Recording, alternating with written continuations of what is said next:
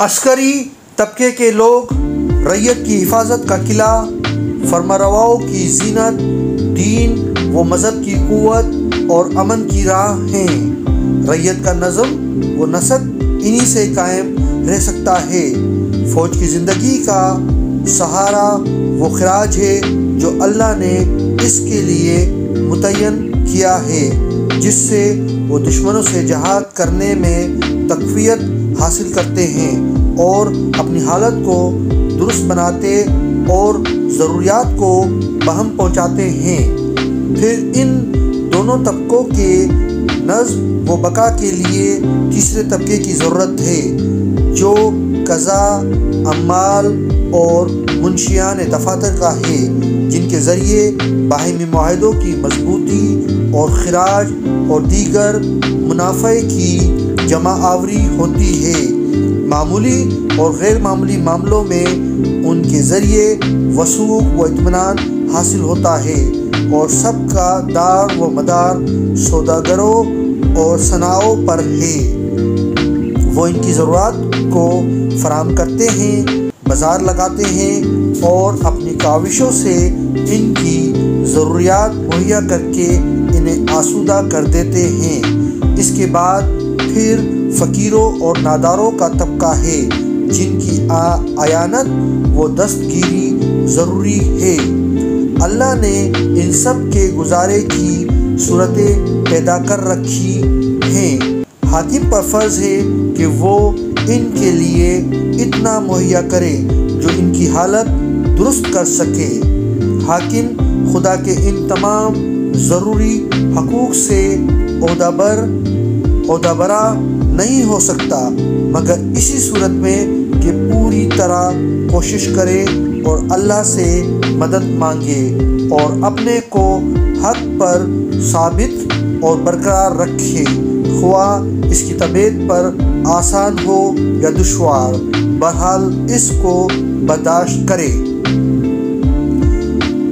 فوج کا سردار اس کو بنانا جو اللہ اور رسول صلی اللہ علیہ وآلہ وسلم اور تمہارے امام کا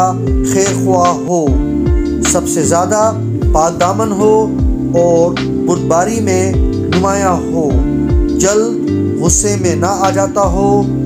عذر معذرت پر مطمئن ہو جاتا ہو، کمزوروں پر رحم کھاتا ہو اور طاقتوروں کے سامنے اکڑ جاتا ہو، نہ بدخوئی اسے جوش میں لے آتی ہو اور نہ پست ہمتی اسے بٹھا دیتی ہو۔ پھر ایسا ہونا چاہیے کہ تم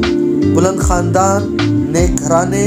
اور عمدہ روایات رکھنے والوں اور ہمت و شجاعت اور جود و سخاوت کے مالکوں سے اپنا ضبط بڑھاؤ، کیونکہ یہی لوگ عظمتوں کا سرمایہ اور نیکیوں کا سرچشمہ ہوتے ہیں۔ پھر ان کے حالات کی اس طرح دیکھ بھال کرنا جس طرح ماں باپ اپنی اولاد کی دیکھ بھال کرتے ہیں، مگر ان کے ساتھ کوئی ایسا سلوک کرو جو ان کی تقویت کا سبب ہو تو اسے بڑا نہ سمجھنا، اور اپنے کسی معمولی سلوک کو غیر اہم نہ سمجھ لینا کہ اسے چھوڑ بیٹھو، کیونکہ اس حسن سلوک سے ان کی خیر خواہی کا جذبہ ابھرے گا اور حسن اعتماد میں اضافہ ہوگا، اس خیال سے کہ تم نے ان کی بڑی ضرورتوں کو پورا کر دیا ہے، کہیں ان کی چھوٹی ضرورتوں سے آنکھ بند نہ کر لینا، کیونکہ یہ چھوٹی قسم کی مہربانی کی بات بھی اپنی جگہ فائدہ بخش ہوتی ہے، اور وہ بڑی ضرورتیں بھی اپنی جگہ اہمیت رکھتی ہیں۔ فوجی سرداروں میں تمہارے یہاں وہ بلند منزلت سمجھا جائے جو فوجیوں کی اعانت میں برابر کا حصہ لیتا ہو اور اپنے روپے پیسے سے اتنا سلوک کرتا ہو جس سے ان کا اور ان کے پیچھے رہ جانے والے بال بچوں کا بخوبی گزارا ہو سکتا ہو، تاکہ وہ ہر فکر سے مستغنی ہو کر پوری یکسوئی کے ساتھ دشمن سے جہاد کریں۔ فوجی سرداروں کے ساتھ تمہارا مہربانی سے پیش آنا ان کے دلوں کو تمہاری طرف موڑ دے گا۔ حکمرانوں کے لیے سب سے بڑی آنکھوں کی ٹھنڈک اس میں ہے کہ شہروں میں عدل و انصاف برقرار رہے اور رعایا کی محبت ظاہر ہوتی رہے۔ ان کی محبت اسی وقت ظاہر ہوا کرتی ہے جب ان کے دلوں میں میل نہ ہو، اور ان کی خیر خواہی اسی صورت میں ثابت ہوتی ہے کہ وہ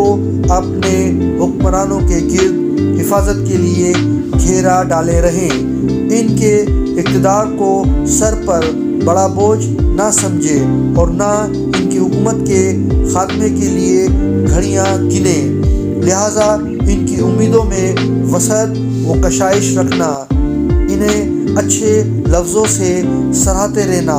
اور ان میں اچھی کارکردگی دکھانے والوں کے کارناموں کا تذکرہ کرتے رہنا، اس لیے کہ ان کے اچھے کارناموں کا ذکر بہادروں کو جوش میں لے آتا ہے اور پست ہمتوں کو ابھارتا ہے۔ جو شخص جس کارنامے کو انجام دے اسے پہچانتے رہنا، ایک کارنامہ دوسرے کی طرف منسوب نہ کر دینا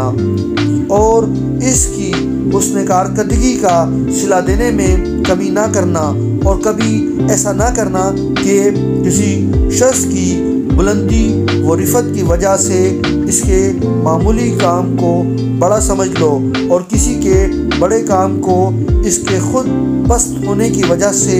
معمولی قرار دے لو۔ جب ایسی مشکلیں تمہیں پیش آئیں جن کا حل ہونا محال نظر آتا ہو، یا ایسے معاملات جو مشتبہ ہو جائیں، تو ان میں اللہ اور رسول صلی اللہ علیہ وآلہ وسلم کی طرف رجوع کرو، کیونکہ خدا نے جن لوگوں کو ہدایت کرنا چاہی ہے ان کے لیے فرمایا ہے، اے ایمان والو اللہ کی اطاعت کرو اور اس کے رسول صلی اللہ علیہ وآلہ وسلم کی اور اس کی جو تم میں سے صاحبان امر ہوں۔ تو اللہ کی طرف رجوع کرنے کا مطلب یہ ہے کہ اس کی کتاب کی